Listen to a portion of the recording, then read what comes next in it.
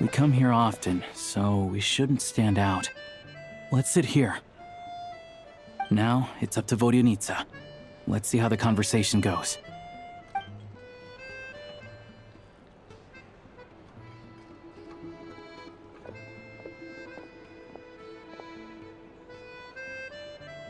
Mr. Mitya! Over here! Over here! Oh, sorry. I got a little held up on my way here. Now we have even less time than we planned. Go ahead and order some snacks and drinks. Whatever you like. Let me see. According to my schedule, we still have 25 minutes left. You're really pressed for time today, huh? I was imagining this would be a leisurely chat. If you'd prefer, we can always reschedule for another afternoon when you have more time. No need. Getting to meet the lead singer is a very precious opportunity for me.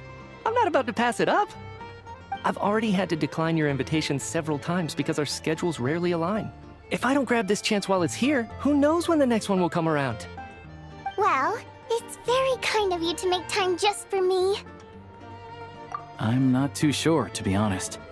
But Snezhnaya's full of weird and wonderful things like that, so people tend not to bat an eye. I'm sure the same will go for the Eye of Grey and Paimon. The reason I invited you out for tea and a chat today was to get some feedback from a true fan of the theater. Well, I genuinely have nothing bad to say. No matter how many times I hear you sing, it never gets old. It always seems fresh and new somehow. Maybe it's because the more times I listen, the more details I notice. Or maybe you simply improve with every performance, delivering it better each time. Thank you! I'm delighted to hear that. Could you give me any specific examples? Oh, yeah. The piece you sang today, for example. Beneath the Frozen River? Hey, what's with you? I'm just praising a good performance. I always used to find that such a bleak and lonely song. But the more you listen, the more you realize that it's not as cold and nihilistic as it appears. When you really dig down into it, there's a certain level where you're surprised by the emergence of hope. Wow, I'm impressed. I didn't expect you to pick up on that. Actually, I only tried out that angle after talking with a composer. Still, Beneath the Frozen River wasn't on today's program. Oh, really?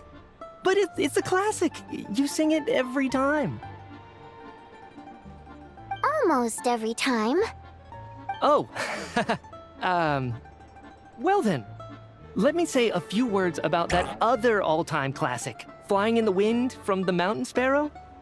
I didn't sing that one today either. My voice wasn't quite up to it, so I switched it out at the last minute. Oh, but, Sorry, Mr. Mitya, but you were at the theater today, yes? Of course I was. Remember? I said hello to all the troupe members before the show started. You, Odette, and the others. So what did Odette sing today? Elegy of the Snow-Winged Goose, of course. Correct. I see. I see. You find my singing boring, don't you? That's why you don't remember a single song. Looks like I'll need to cut a few from the program next time. No, that's not it. I swear. All right. I'll be straight with you. I'm sorry. My mind was wandering as you took the stage today. I enjoy watching your shows because the exquisite performances stimulate the mind. It always sparks some inspiration for my research. So, whenever I get stuck at work, I come to the theater for a change of pace. Odette's dance during the Elegy of the Snow-Winged Goose today was simply incredible.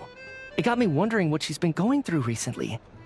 That look of sheer defiance in the face of utter tragedy? It was so inspiring. I started scribbling in my notebook right away.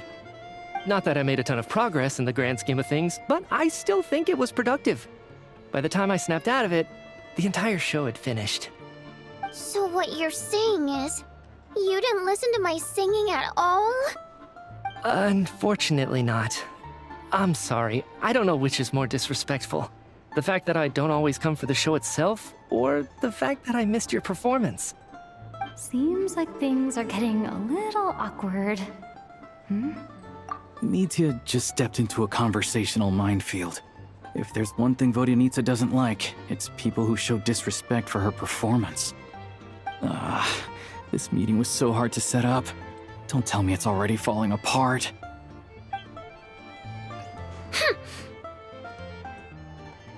It's fine.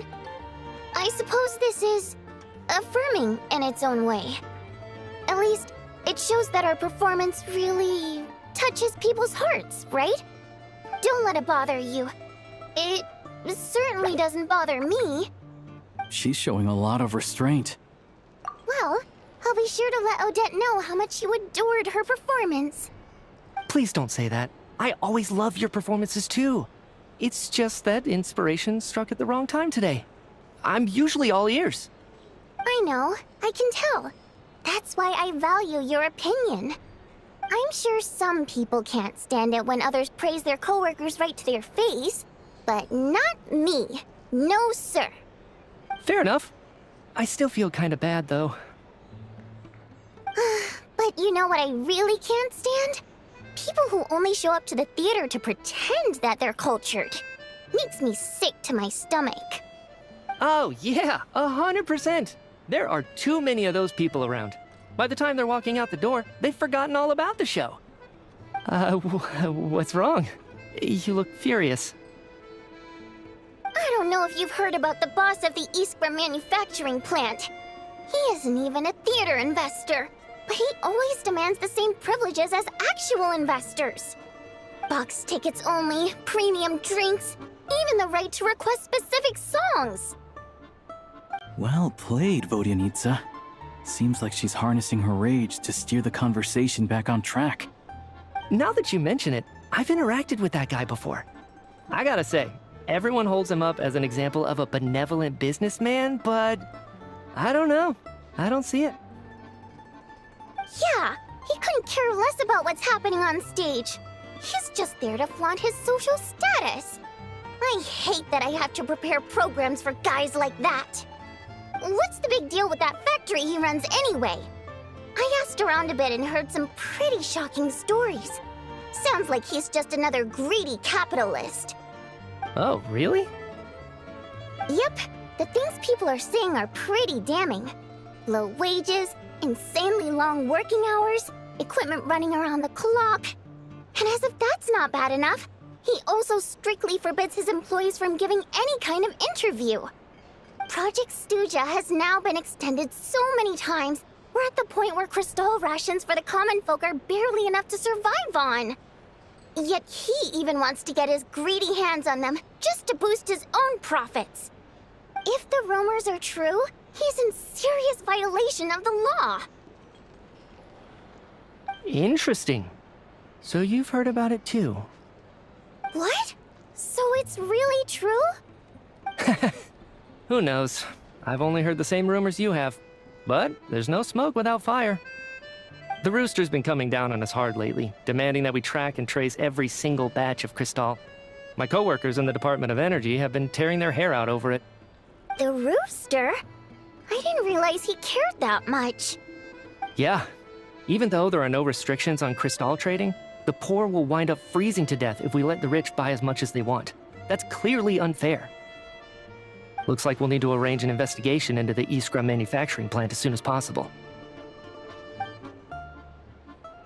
I never knew you kept up with current affairs beyond the theater, Miss Vodyanitsa. You really have a heart for the common person. Most Fae in your position have long been indifferent to the plight of humans. Well, those of us who choose to live in human cities are naturally going to pay attention to any significant upheaval. Isn't the Rooster a Fae himself? I'm just surprised to learn that even someone with as much experience as him is getting so stressed out over Project Stuja. What is the end goal of this project anyway? This is it. We're finally going there. I'm sure Mitya can sense on some level that she's fishing for information. But since their conversation is so relaxed, he might just let something slip. It's stressing me out too. If I'd only made better progress with my research, things wouldn't have dragged on this long. Oh, So your work is related to Project Stuja? That's right. The Armory Palace needs a brand new energy source. Not the power of the Light Realm and not elemental energy. Right now, the only thing that meets the requirements is the power contained within stellar linchpins. But harnessing that power is costly.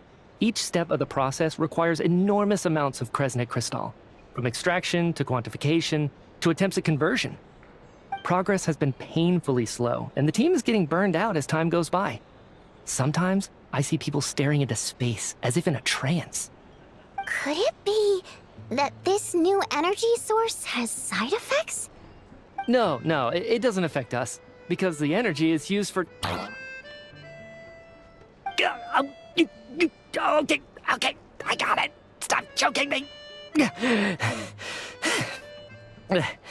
Sorry, I can't talk about that. I think we're all just exhausted. We've been working ourselves to the bone for so long with so little progress to show for it. It's no wonder people are struggling to stay motivated. Seems like I owe you an apology. I shouldn't have gotten so mad at you for not paying attention during the show. Don't worry about it. I count myself lucky, to be honest. I don't envy the people who work closely with the Tsaritsa herself.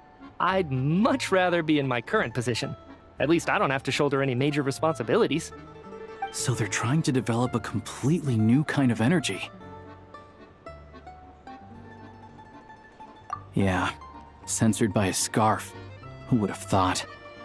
Oh, dear. It looks like my time is up. I'm afraid I have to leave.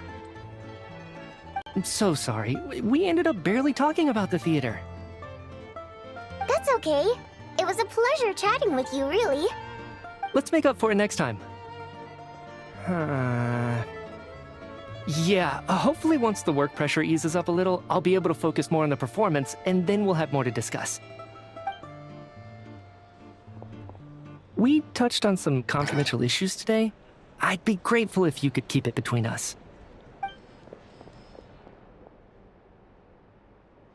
That could have gone worse. Nice job. Why was Mitya in such a hurry to leave, though?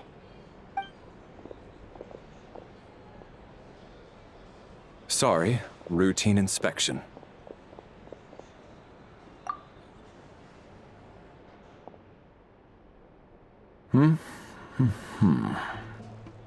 Okay, let's go.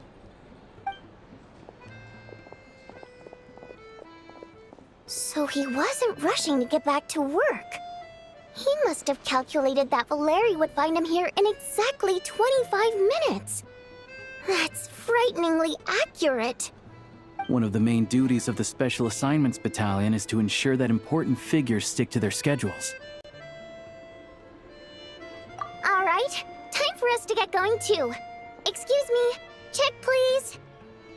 We'll settle our check too, then.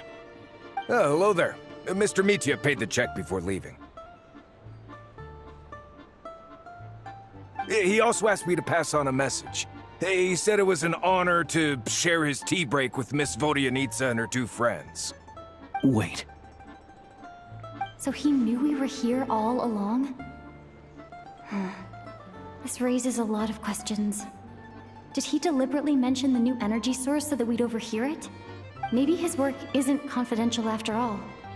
Maybe the key here is the purpose of this new energy. I guess that's the next thing to look into.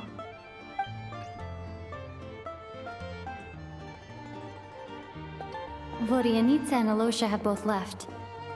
Time to head back and call it a day.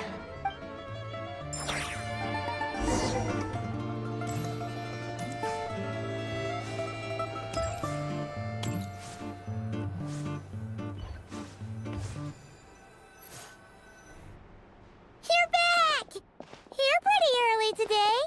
Paimon was just gonna mention that. After she woke up today, Paimon felt like her temperature was completely back to normal. But her strength still hasn't returned. Still, there's some good news. Paimon thinks she might have figured out the source of the problem. It's like there's some kind of mysterious power affecting Paimon. Paimon's never felt this way before during any of her travels. She only started feeling this way since we arrived in Snezhnaya. That's right. The Armory Palace needs a brand new energy source. Could that have something to do with this? What is it?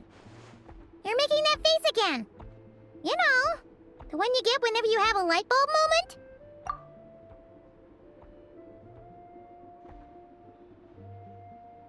So, they're trying to develop a new energy source here? And you think that might be why Paimon's feeling unwell? Well, Media denied that the energy they're researching has any side effects. Although, he did say that people working on the project have been having issues with their concentration and short-term memory.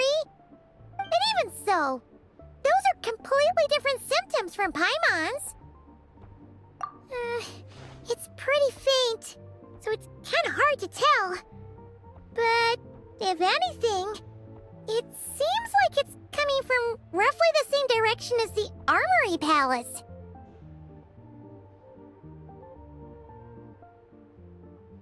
Sure, Paimon's with you there. But how, though? The robot only has a limited amount of intel.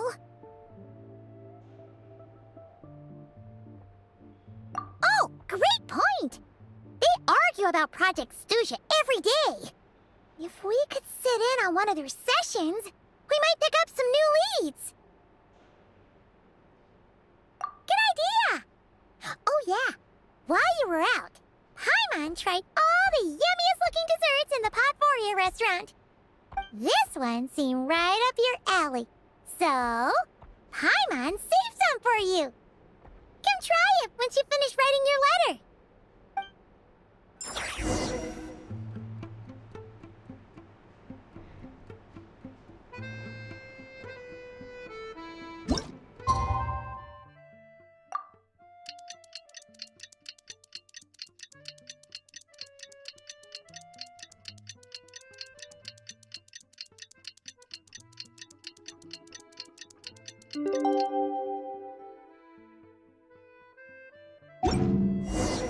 Alosha replied.